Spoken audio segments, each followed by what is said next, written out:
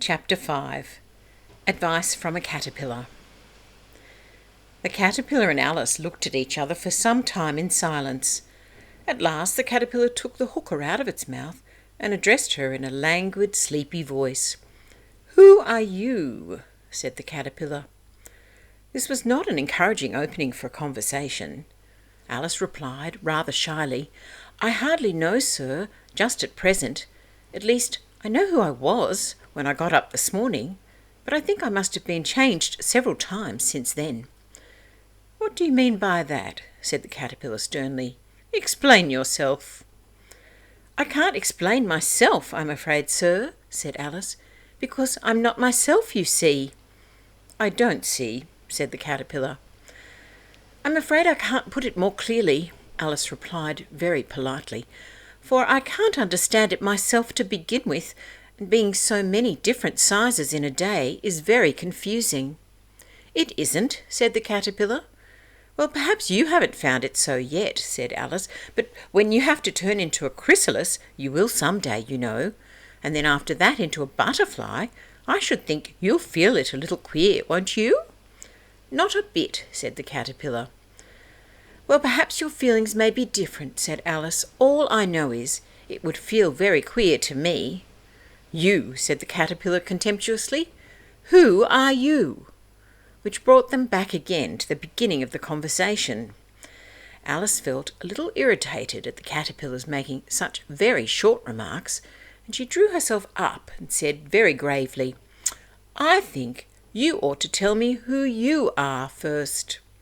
"Why?" said the caterpillar. Here was another puzzling question, and as Alice could not think of any good reason, and as the caterpillar seemed to be in a very unpleasant state of mind, she turned away. "Come back," the caterpillar called after her. "I've something important to say." This sounded promising, certainly. Alice turned and came back again. "Keep your temper," said the caterpillar. "Is that all?" said Alice, swallowing down her anger as well as she could. "No," said the caterpillar. Alice thought she might as well wait, as she had nothing else to do, and perhaps after all it might tell her something worth hearing.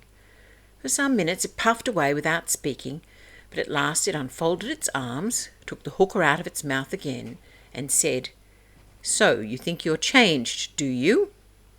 "I'm afraid I am, sir," said Alice. "I can't remember things as I used to, and I don't keep the same size for 10 minutes together." "Can't remember what things?" said the caterpillar. "Well, I've tried to say, how doth the little busy bee, but it all came different," Alice replied in a very melancholy voice. "Repeat, 'You are old, Father William,'" said the caterpillar. Alice folded her hands and began. "You are old, Father William," the young man said, "and your hair has become very white. And yet you incessantly stand on your head. Do you think at your age is it right?" "In my youth," Father William replied to his son, "I feared it might injure the brain. But now that I'm perfectly sure I have none, why, I do it again and again." "You are old," said the youth, "as I mentioned before, and have grown most uncommonly fat. Yet you turned a back somersault in at the door. Pray, what is the reason of that?" "In my youth," said the sage, as he shook his grey locks, "I kept all my limbs very supple. By the use of this ointment, 1 shilling the box. Allow me to sell you a couple." "You are old," said the youth, "and your jaws are too weak for anything tougher than suet. Yet you finished the goose with the bones and the beak. Pray, how did you manage to do it?" "In my youth," said his father, "I took to the law, and argued each case with my wife, and the muscular strength which it gave to my jaw has lasted the rest of my life." "You are old," said the youth. "One would hardly suppose that your eye was as steady as ever.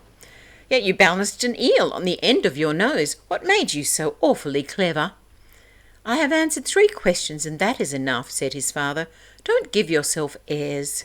Do you think I can listen all day to such stuff? Be off, or I'll kick you down the stairs." "That is not said right," said the caterpillar. "Not quite right, I'm afraid," said Alice timidly. "Some of the words have got altered." "It is wrong from beginning to end," said the caterpillar decidedly, and there was silence for some minutes. The caterpillar was the first to speak. "What size do you want to be?" it asked. "Oh, I'm not particular as to size," Alice hastily replied. "Only one doesn't like changing so often, you know." "I don't know," said the caterpillar. Alice said nothing. She had never been so much contradicted in her life before, and she felt that she was losing her temper. "Are you content now?" said the caterpillar. "Well, I should like to be a little larger, sir, if you wouldn't mind," said Alice. 3 inches is such a wretched height to be." "It is a very good height indeed," said the caterpillar angrily, rearing itself upright as it spoke. It was exactly 3 inches high. "But I'm not used to it," pleaded poor Alice in a piteous tone, and she thought of herself, "I wish the creatures wouldn't be so easily offended." "You'll get used to it in time," said the caterpillar, and it put the hookah into its mouth and began smoking again. This time Alice waited patiently until it chose to speak again. In a minute or two the caterpillar took the hookah out of its mouth and yawned once or twice and shook itself. Then it got down off the mushroom and crawled away in the grass, merely remarking as it went, "One side will make you grow taller, and the other side will make you grow shorter." "One side of what? The other side of what?" thought Alice to herself. "Of the mushroom," said the caterpillar, just as if she had asked it aloud, and in another moment it was out of sight. Alice remained looking thoughtfully at the mushroom for a minute, trying to make out which were the 2 sides of it. And as it was perfectly round, she found this a very difficult question. However, at last she stretched her arms round it as far as they would go, and broke off a bit of the edge with each hand. "And now, which is which?" she said to herself, and nibbled a little of the right-hand bit to try the effect. The next moment she felt a violent blow under her chin. It had struck her foot. She was a good deal frightened by this very sudden change, but she felt that there was no time to be lost, as she was shrinking rapidly, so she set to work at once to eat some of the other bit. Her chin was pressed so closely against her foot that there was hardly room to open her mouth, but she did it at last and managed to swallow a morsel of the left-hand bit.